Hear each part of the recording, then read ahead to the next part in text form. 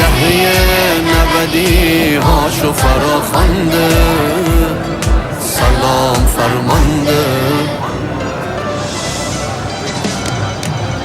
عهد میبندم روزی لازمت بشم، عهد میبندم حاج قاسمت بشم، عهد میبندم مثل بهجتو، مثل سربازای گمنام خادمت بشم.